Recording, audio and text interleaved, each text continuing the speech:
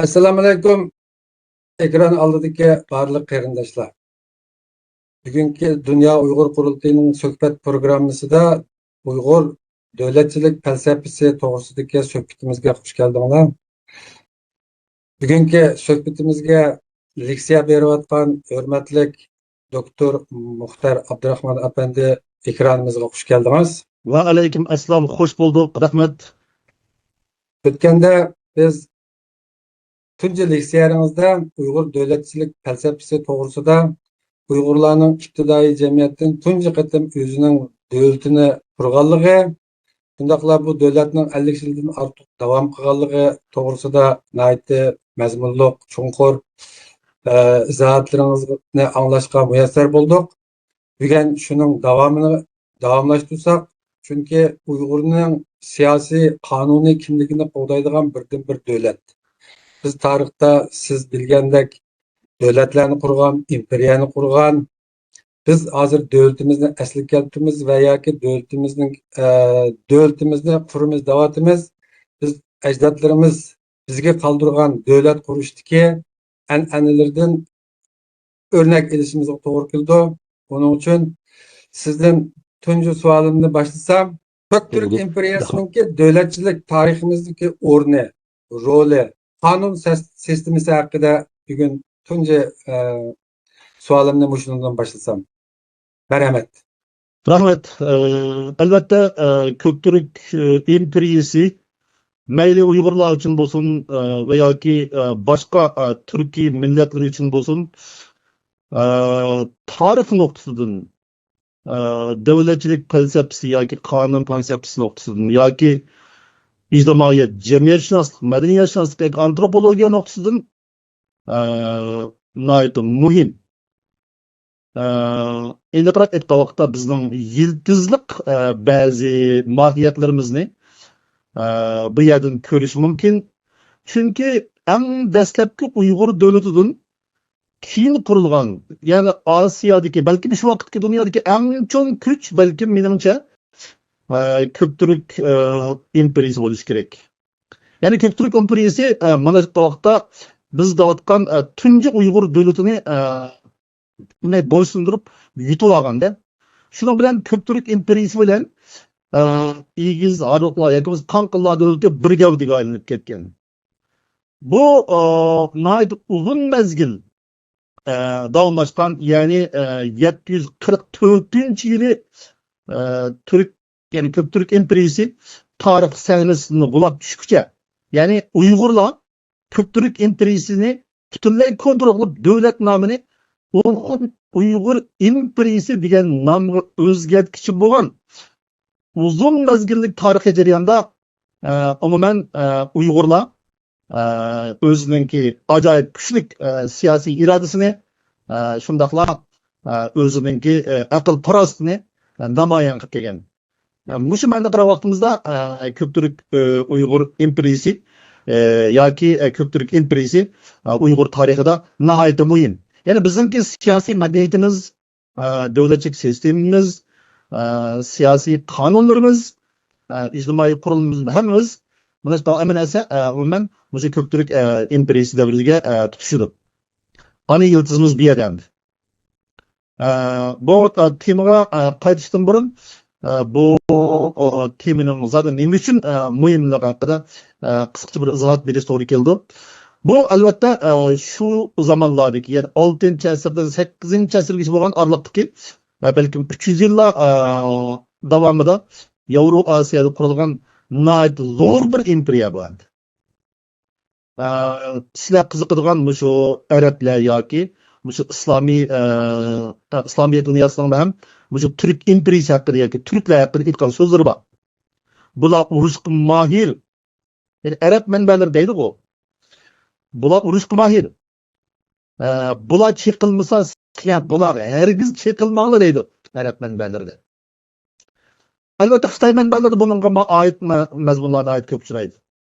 Ya'ni Xitoylarningki sufi tarixi bo'lsin, tong tarixi bo'lsin, yoki Koni tongnomi, yangi tongnomi deymiz. Bular tarixnomalarda Ko'ktürk imperiyasi haqida nihoyat zil bayonlar bor. Endi vaqtda Ko'ktürk imperiyasining davlatchilik qurilmasi davlatçilik sistemasi haqida, yani amaldorlik tuzilmaguncha, ya'ni bu ko'pchilik imperiyasida 28 qatlamliq daraja amal mansab tuzumining borligini Xitoy manbalarida aniq yozgan endi. Yani Xitoylar o'z tarixida ko'pchilik xonadonligini yoki ko'pchilik imperiyasini inch ta'lil qilgan endi.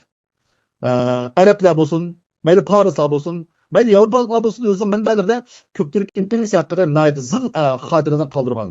Biz o'zimizning tariximizni o'zimizning tili bilan emas, balki dushmanlarimiz yozgan tarix manbalari orqali texnik cho'nqur tushunish mumkin. Bu biz uchun nihoyat muhim. Chunki davlat bu atrofdagi boshqa davlatlar bilan bo'lgan siyosiy tangpug'lik, muvozanat yoki tirkishdan bo'lgan emas.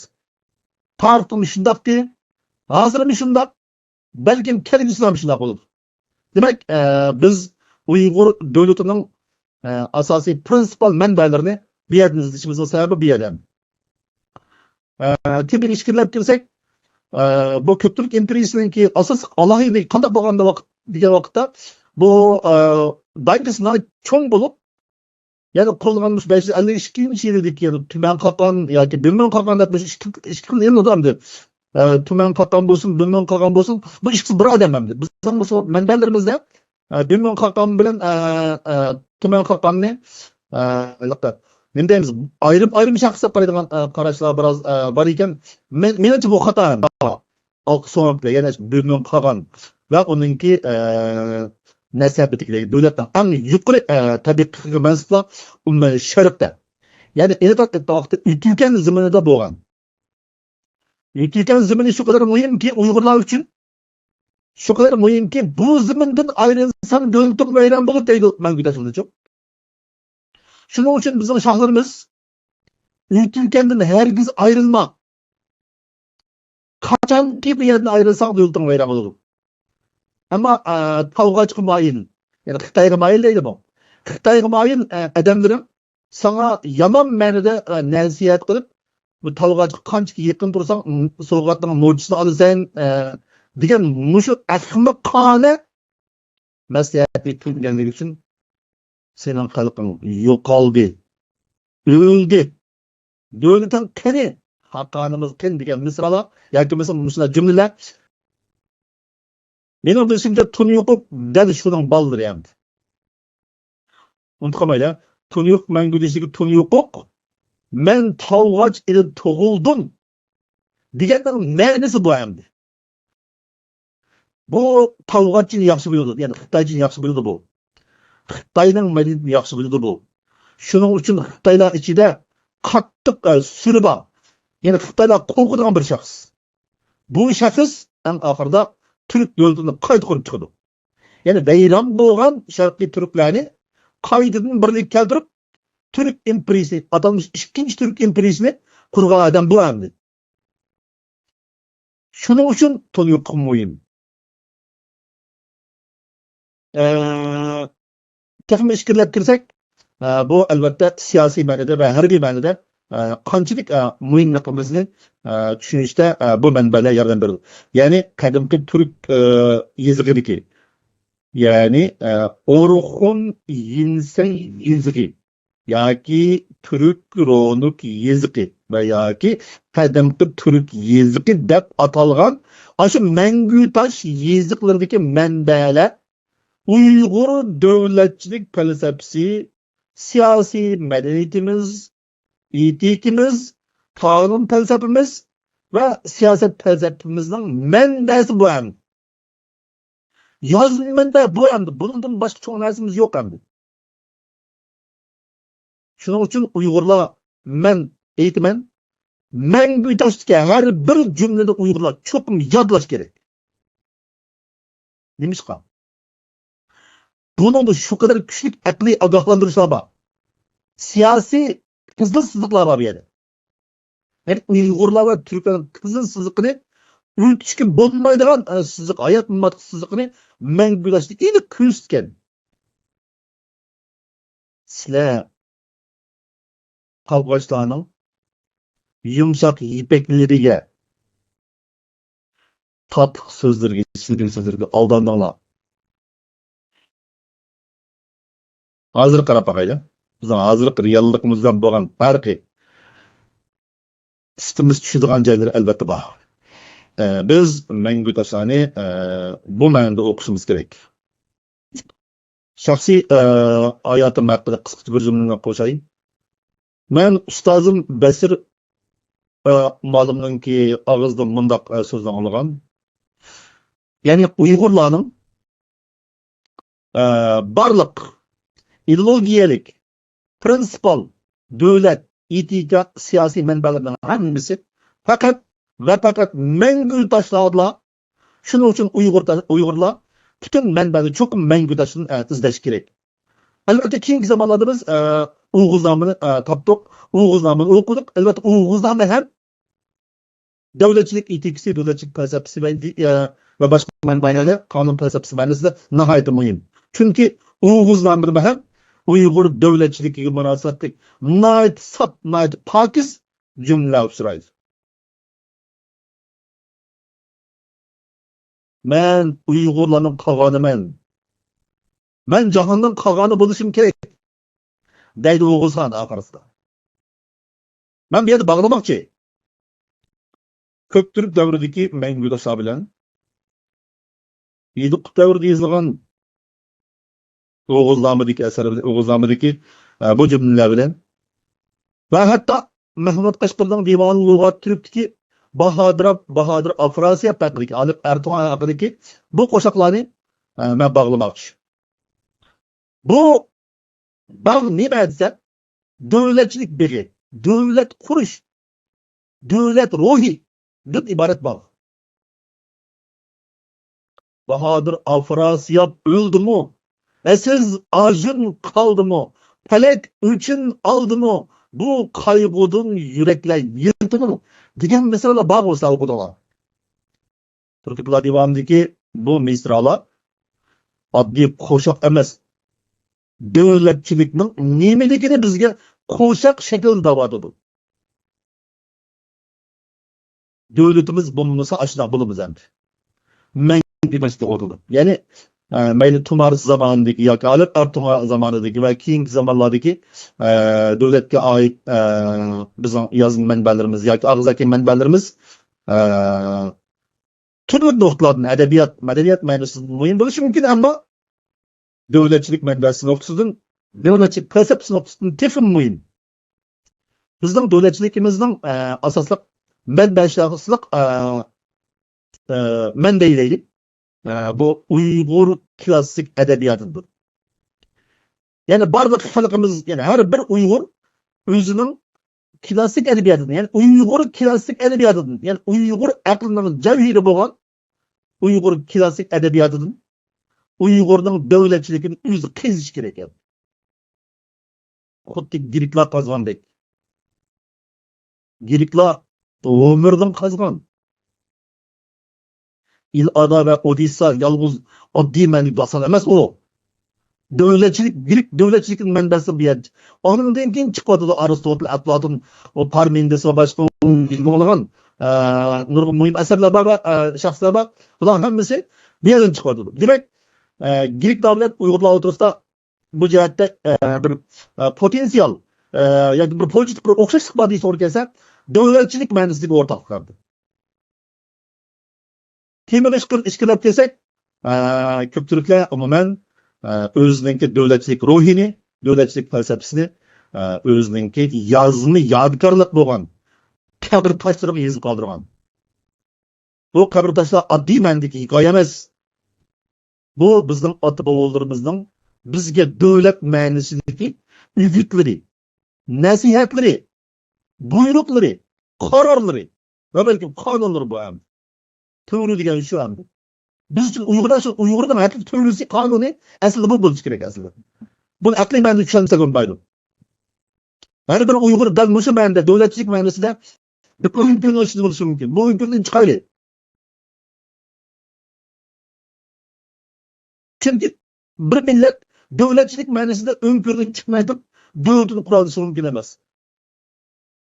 Davlatchilikni hamma narsani pido qilish, hamma narsa qurbon qilish ro'y bo'lmay turib, har bir Uyg'urni davlatchilik ma'rifi nuqtasidan tarbiyalamay turib, davlatimizning qurilishi mumkin emas. Her birimiz özümüzün şekilimiz boyunca bu yolun kirişimiz ve bunu çoğunlukla izleyişimiz ve bu yoldaki tarihi vazifemizni cezben ada qilishimiz şart. Bu bizning axloqiy burchimiz emas. Qonuniy burchimiz.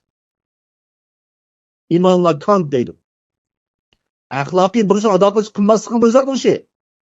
Ama qonuniy burchni ado qilmasang sen jinoyatchi deydi. Biz hozir Uyg'urlar umuman jahon nega bo'lsa patmaymizda. Bugün sizin eğilinizden azap bir hikaye aldım. Bir Uygur'unki bir facialik bir hikayesini. Demek ki ben bu devletsizlik her bir Uygur'un kıymetini yoktudan.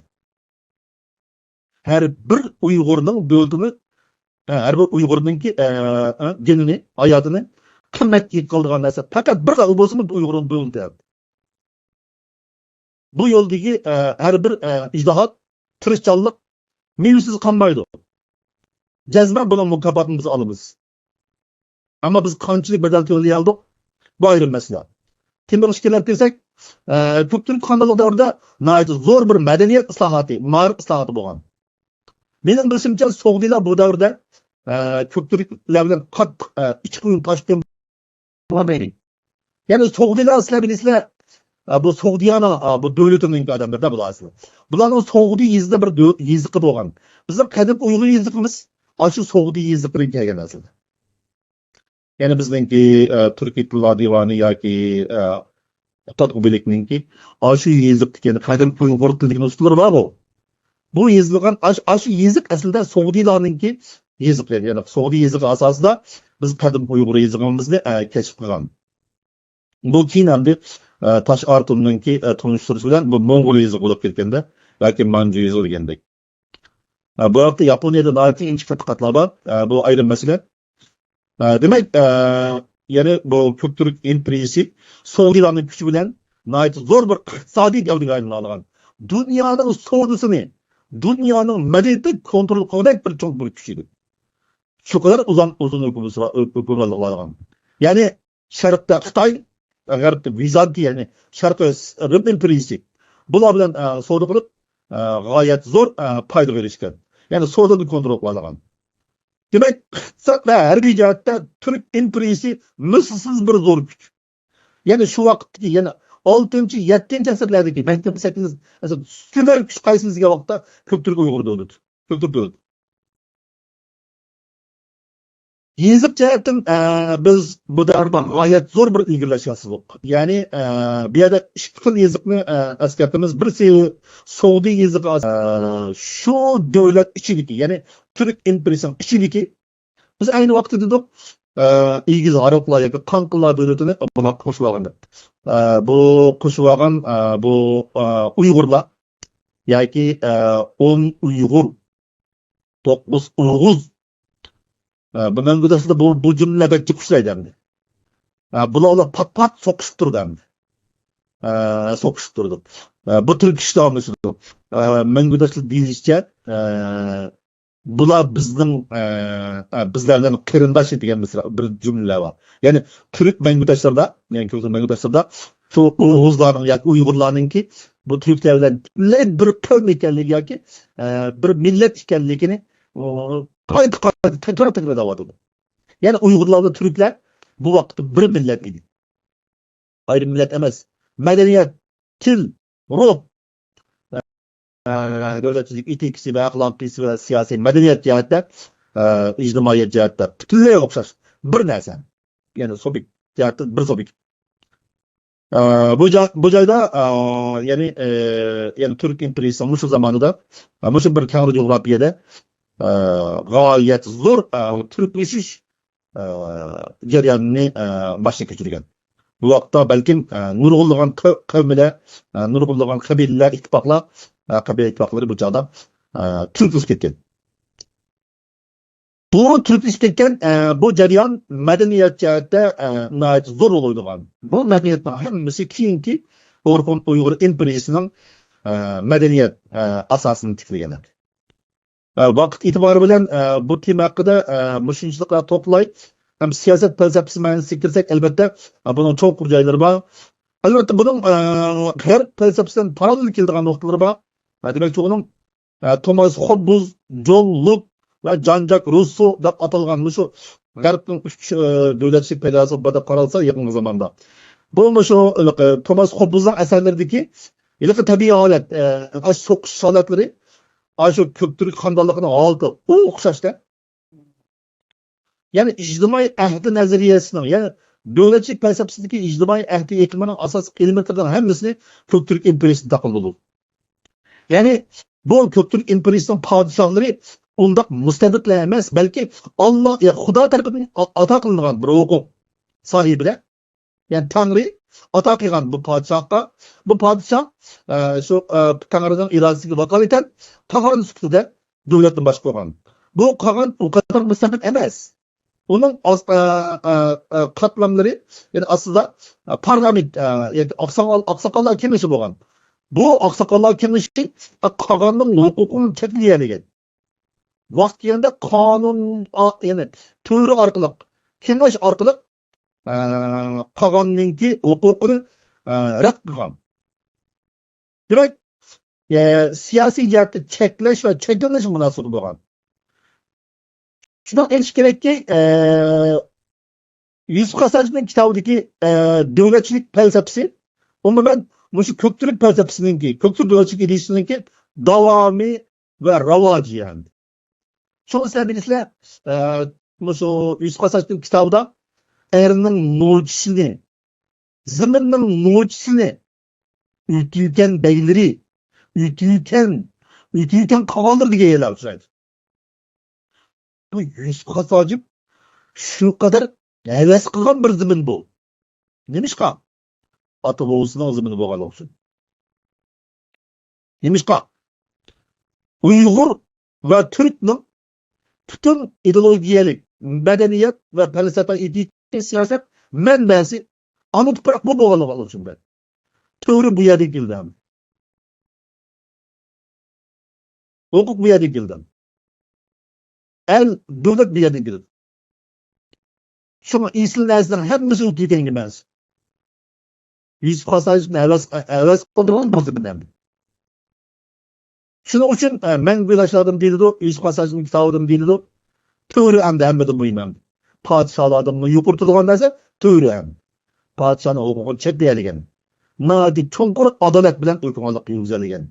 Yani Köktürk emperiyesi nadi çonkur adaletlik sistem bilen teori asasında siyaset yürütügen.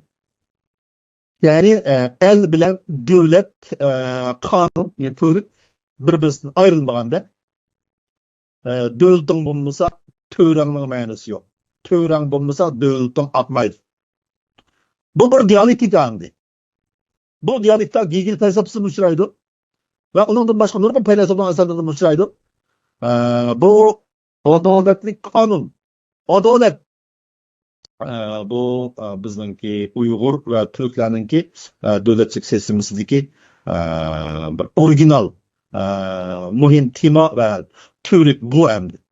Şunun asasen etraftaki düşmanlarla Türkçeligen, Tan bilen Türkçeligen, Tanrı yer kişildiğen. Bu yer kişildiği işlebildiğin adalmış önlük, söygün toplanan şıl tencit işlebildiğin Uygur koşullarının çan enzimlerini bir yere alaydı gelinir. Yani çan enzimlerini, loyan enzimlerini Uygurlar kurdurulgan. Eğer bu Uygurlar bulmagan olsa, tan tutullay veren boğan buladı. Yeni tanrama ve kon tanramalarda bu vakta nurgun tepsili cümleler var. Bununki Uygurçısını topalayısılar, Uygurçı kitaplar var. Halkımız bu menbeleri karab durup, düşmanlarımızın bu Uygurlarınki siyasi gücü, her bir gücü ve devlet ruhiyatıyla kandık mesleğini, köygenliğini ve ülkenliğini biliş mümkün, ülgülüş mümkün. Medeniyet cihette biz Mısırsız tesir kıldık Xitaylarga. Sizler bildiğin ilak şiirler. Buldu Uygurçı yasanmak kız oğullar meşgulü. Yani tan sağlasın payitahtlarda Uygurçı kiyiniş, Uygurçı saz çeniş, Uygurçı at miniş moda olganda 50 yıllap hüküm sürgen. Sizler Xitayga emas kılmanglar. Xitaylar Uygurga emas kılırlık. Bu kısımdaki benim cevabım bu. Rahmet. Çok rahmet Doktor Muhtar efendim. Ecdatlarımızdaki devletçilik idisi, devletçilik siyasetini izchil ta'kidlab bizga qoldirgan an'analarini albatta tadqiq qilishimiz kerak, o'rganishimiz kerak. Sizga o'tirib qo'ygandek, bu davlatchilik ideyimiz bo'lmasa, davlatimiz bo'lmasa, biz egajaqsiz qolamiz. Bizni davlatdan boshqa hech kim qo'g'day olmaydi.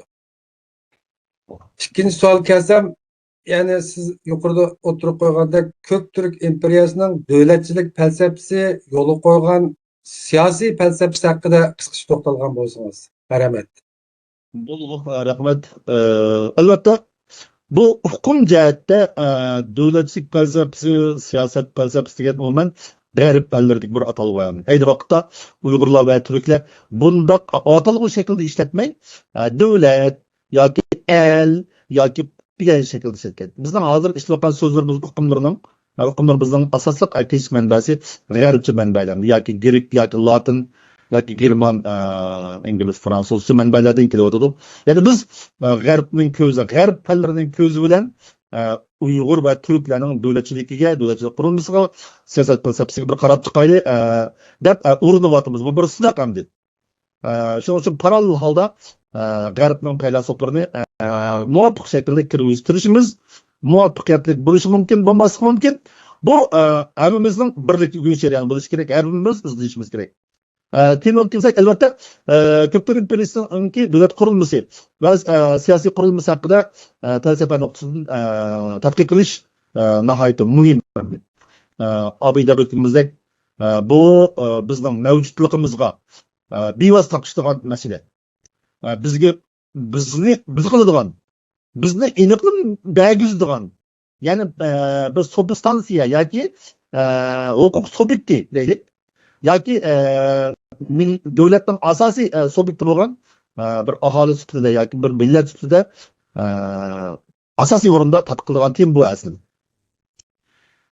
Unda biz kirsak, ya'ni siyosat falsafasi, davlat falsafasi ma'nosida buni qanday tushunamiz degan masala kiraylik. Bu Köktürk davlatiningki davlatchilik sistemasida yoki hokimiyatdagi saltanatida Tanrı degan bir hukm bo'lgan. Bu Tanrı degan hukm endi bu bizning hozir tushungan Tanrıga qaraganda balkim keng ma'noda bo'lishi mumkin. Bu hamma narsa bu yerdan keldi endi. Hamma narsa Tanrıdan keldi. Odamning no'chisini tanlaydigan shu Tanrı endi. Yani Türkmen yoki shu vaqt Uyg'urlar shunday qaragan endi. Eng sarxil erkakni tanlab olib qolgan qilib deydi. Onun xos axloqni, aqlni, ilmni, bilimni, fazilatni, karizmalı deymiz bu. Karizmalıqni, ya'ni bu insoniy bu kamolatni, ata qiladiganini bu Tanrı deydi. Ya'ni huquqning hammasi, hammaning manbasi, huquqning manbasi bu Tanrı deb aytiladi.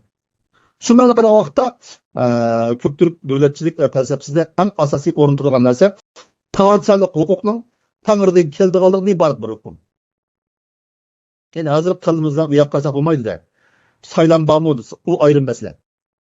Ayrim masala. Shu vaqtda jahondagi bu avliq davlatlarning hammasi podshohlik qilib bo'lgan. Keskin kerak. Yani shunday aytib 18-chi va 17-chi kelib bo'lgan Yevropaning bu davlatlarning hammasi podshohlik qildi. Bu demokratik sistem faqat keyingi zamonlarda keldi. Ama tadqiqot suhbatlar Aristotel ayni vaqtda 2500 yil burun demokratik sistem haqida kitap yozgan.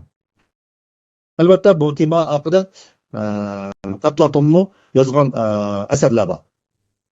Bu haqda biz yine ayrim muvafiq nuqta to'xtalib o'zining teoriyalarini mana bu vaqtda Tanrıdan oladi. Shuning paralleli keladi. Şu kadar bu ilahiyatçilik menbası var. İlah menbası var bir yerde. Yani teologik menbası var. Yani Türk devletçiliğinin, Uygur devletçiliğinin teologik menbası var. Hem de ontologik menbası var. Bu ikisi birbirine çemberçes bağlanıp ketken. Yani ilahiyat menbası bilen mevcudiyetçilik menbası birisi üstünlük düşülen. Allohning irodasidan yoki bo'lsa shu Tangrining irodasi bilan bu shoh, bu qog'on, ulug' xaqon mutlaq hukmronlik huquqiga erishgan. Bu yerda barliq huquq bunga mansub bo'ldi. Aslida kengashlar bor. Ajallikka kelgan vaqtda keskin kengashlar qaror chiqildi. Oxirida bu siyosiy qarorlar davlatning qarori sifatida ijro qilindi. Devlet nayet çoğun boğan. Yani Köktürk Handalığı nayet çoğun boğan. Şarık ve G'arb ikkiye bölüngen. Bu Şarık'ta haqqan durgan. G'arb deganimizda umuman shu G'arb Türk Handalığı o'ylasak to'g'ri bo'ladi. Umuman shu shohninki eng yaqin harbiy amaldorlari. Yabg'u deymiz endi. Bu yabg'u degani shu harbiy jihat eng cho'ng kuch, yani siyosiy huquq jihat eng cho'ng kuch. Yani Şark'taki Türk devletinde şah özü bivas hükümranlık kılan, yani merkezi hukuk, merkezleşken bir hukuk bir yerde olan, hem de G'arb kısmının federasiya şekilde. Ben öken diyen, yumuşak federasiya, yoki misal yumuşak avtonomiya degandek. Bunda bir şekil, bu vaqt avtonomiya bo'lmagan.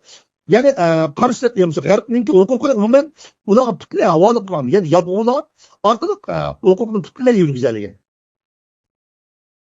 Bu şekilde davlatninki hukukini nayet ravon, nayet kuchli shaklda yurgizadigan va hokimiyatning bo'linmasligini yoki davlatninki birligini chiqarib olgan.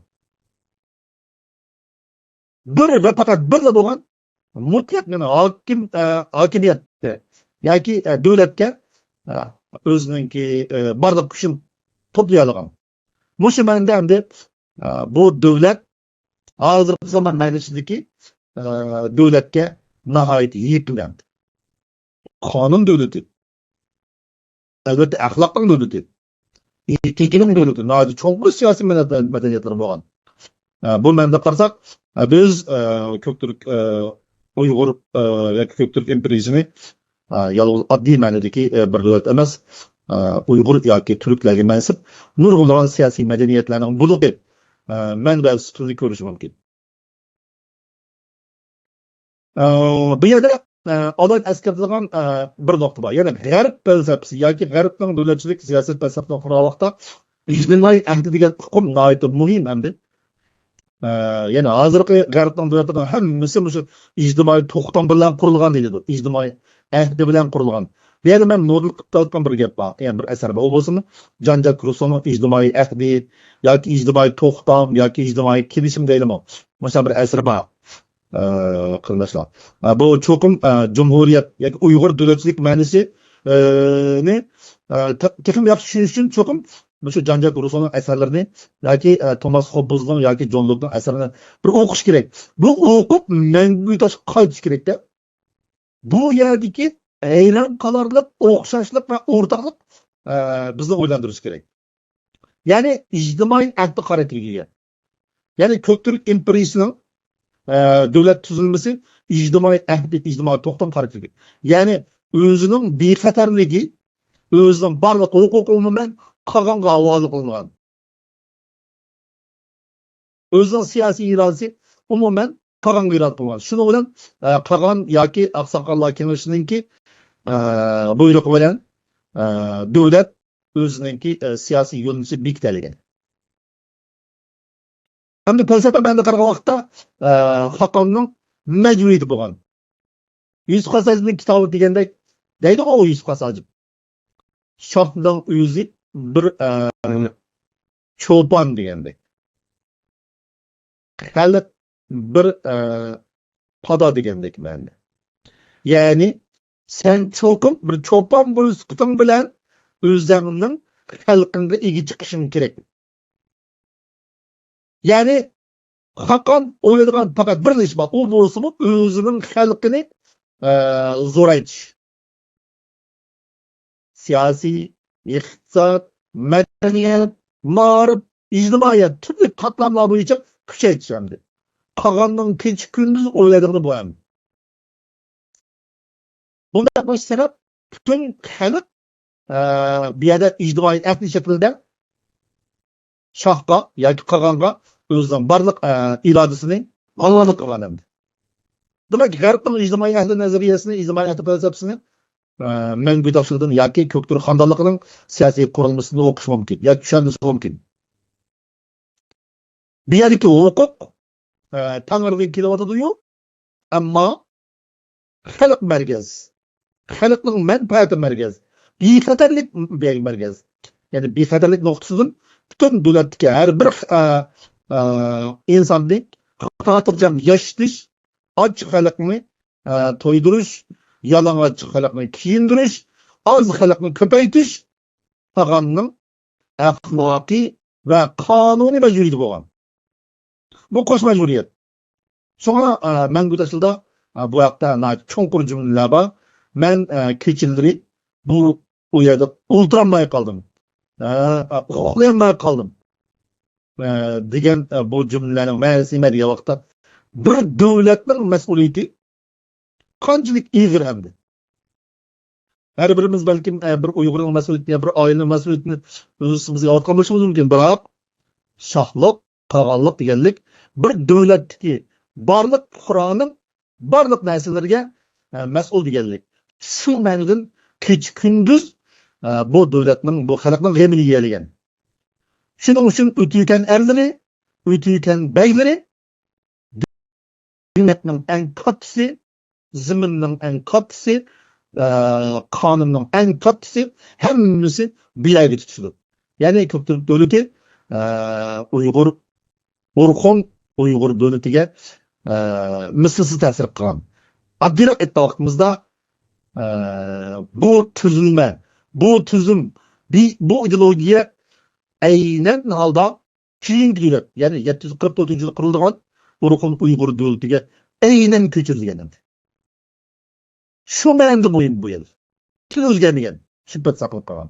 Demak, Ko'ktürk Uyg'ur imperiyasi Ko'ktürk imperiyasi Uyg'urlar uchun shu qadar muhim.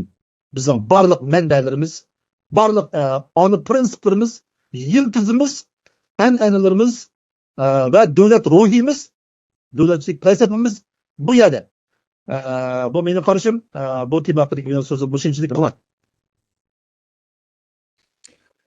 Ko'p rahmat, doktor Muxtar Efendi.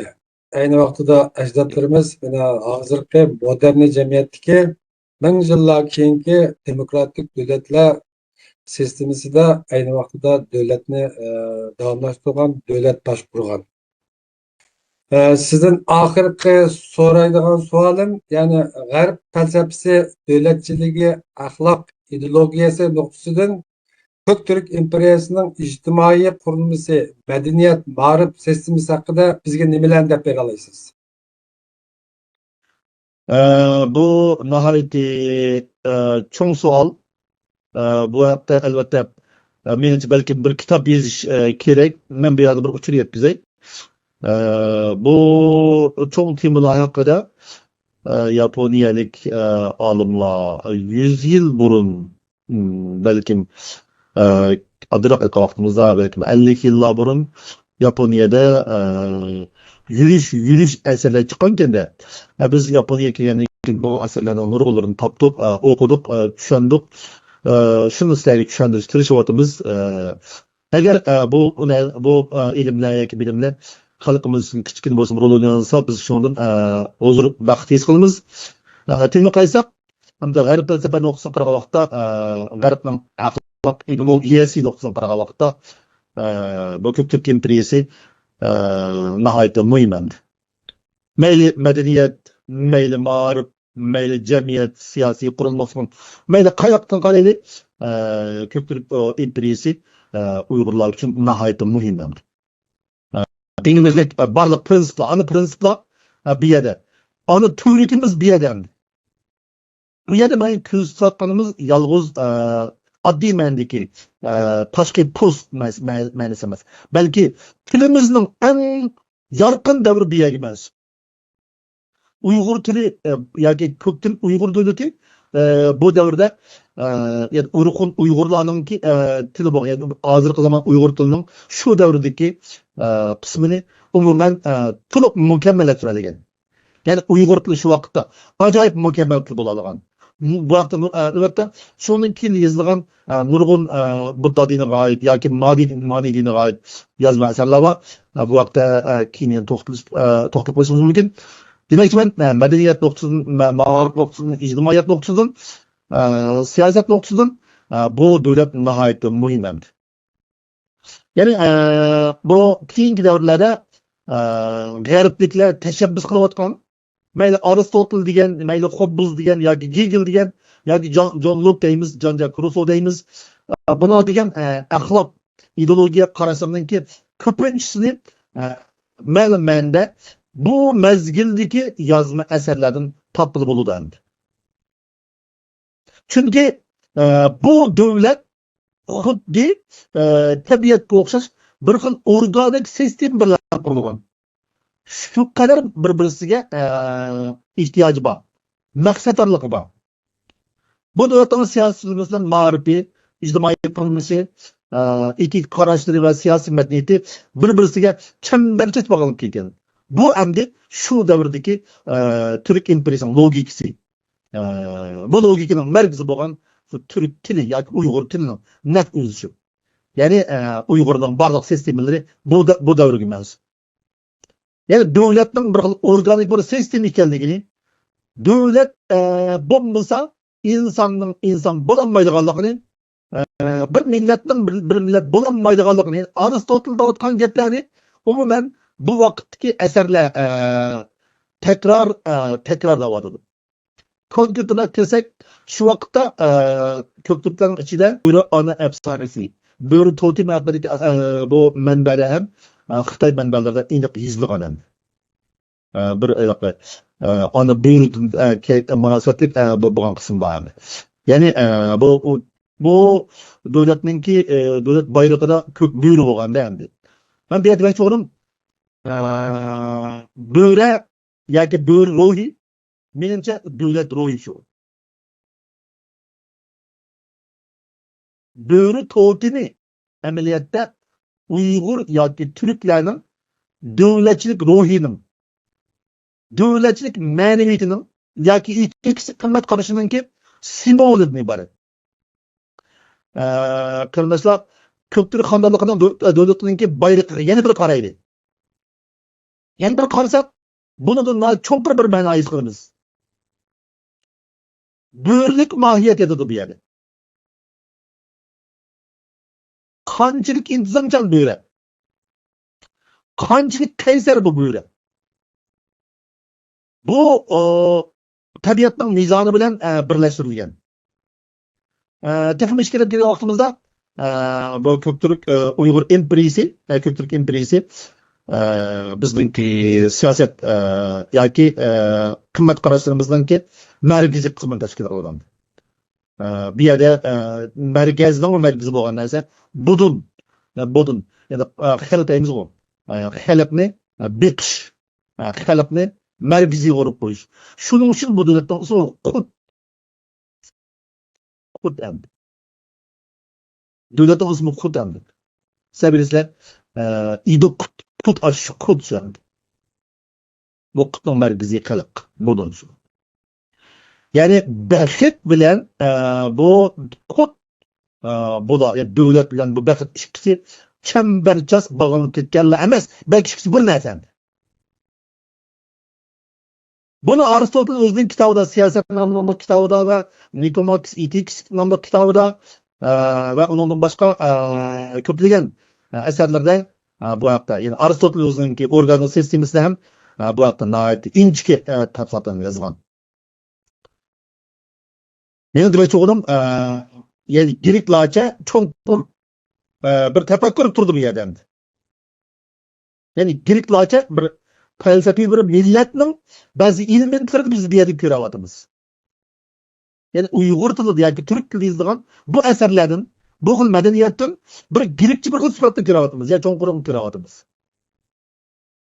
Men bu yerda eslatmoqchi. Türk Tillar Divanı'nda Alexander Makovsky yoki İskender Zulkarnaynning Türk tili kelganligi va bu yerda basharlik to'g'riliq bayonan biz oldinda o'tgan. Ya'ni bu millatdagi falsafiy cho'nqurlik bu tildeki felsefi sübhat ifadalash kuchi bizni o'ylantirish kerak. Bizning tilimiz bundaq tilendi. Yani Uyg'ur tili keskin aytish kerakki felsefi til. Xuddi Aristotel Grek tilini felsefi til degandek. Yoki Martin Heidegger German tilini felsefi til degandek. Ve Alisher Navoiy o'zining muhokamati lug'atida Türkçe Wilner dili, pen texnikili. Çoğunqırak okusak yenday, bu felsefi til degan ekan. Bizning tilimizning balog'atini, kamalatini va qaltisligini bu yerda ko'ryapmiz ham. Demakchimiz bu ko'pchilik Uyg'ur o'rtasidagi madaniyat, siyosat yoki ma'rif haqidagi munosabatlar keyingi davrlardagi Uyg'urlarninki ana prinsip sifatida rol o'ynagan. Musulmonga qarab vaqtimizda ham mayli German faylasuflar degan Oqarch yoki dunyodagi mangu tinch bo'lgan davlatlarni qanday qurish haqidagi mush g'arb faylasuflarininki degan so'zlari ma'lumotni qaraqda mush davrdagi bizningki yozma yodgorligimizda nihoyatda aniq jumlalar bilan yozilgan. Bu yezikni shu zamondagi Uyg'urlar o'zlari ijod qilib shu zamonlarda yozma bir shaklda qo'ygan olgan. Shunday aytish kerakki, bu davlat yoki ko'pchilik xonadonligi Uyg'urlarning madaniyat tarixi, siyosat tarixi va yoki ijtimoiyat tarixida besib o'tgan bo'lmaydigan. Bu balkim kim Türkiye meselesi ortak bo'lgan davlatchilik falsafamiz yoki qimmat qarashimizniki ani yiltizini biz bu yerga qo'yishimiz kerak. Musulmonlar qarashimizda biz bundan keyingi davlatchiligimizniki bir qism mazmunlarini bevasolda bu davlatga bog'laymiz. Ondan keyingi Qaraqalloq Uyg'ur davlati bo'lsin yoki Idiq Uyg'ur davlati bo'lsin yoki Gansu Uyg'ur davlati bo'lsin, bular hammasi bu davlatlar bilan davlatchilik ruhiy yoki davlatchilik ma'naviy jihatdan cho'nqur yiltizlashlikqa yoki manbadashlikka vaqt e'tibori bilan so'zimni Mishal to'xtay. Sizga ko'p rahmat. Sizga ko'p rahmat, hurmatli doktor Muxtar apandi. Deganimizdek, siz yuqorida o'tirib qo'ygandek, bir davlatning kuchli bo'lish bo'lmasligi shu davlatda yashayotgan millatlarning ma'rif safosiga bog'liq. Ma'rif safasi bo'lgan vaqtida shu davlatni boshqaradigan qonun, siyosat, turli ijtimoiy urf-odat sistemalarni mukammal qurib chiqqan bo'ladi. Ma'rif safasi tuvan bo'lgandan keyin davlatni qo'limizda tutib turish emas, shunday sarson sargardon bo'lib yuradigan gap. Alayda vaqt chiqarib bugungi suhbatimizga qatnashganligingiz uchun ko'p rahmat. Bugungi davlatchilik falsafasi leksiyamiz bugun Mishada oxirlashadi. Ekran oldidagi barliq qarindoshlarning alayda vaqt chiqarib suhbatimizga qatnashganligiga rahmat aytaman. Agar bu programmamizni yoqtirgan bo'lsangiz, atrofingizdagilarga tanishtiring, tarqiting. Bu sizning bu xizmatimizni qo'llaganligingiz bo'lib hisoblanadi. Hammalarga rahmat. Kelasi suhbatimizda ko'rishaylik. Xayr xo'sh.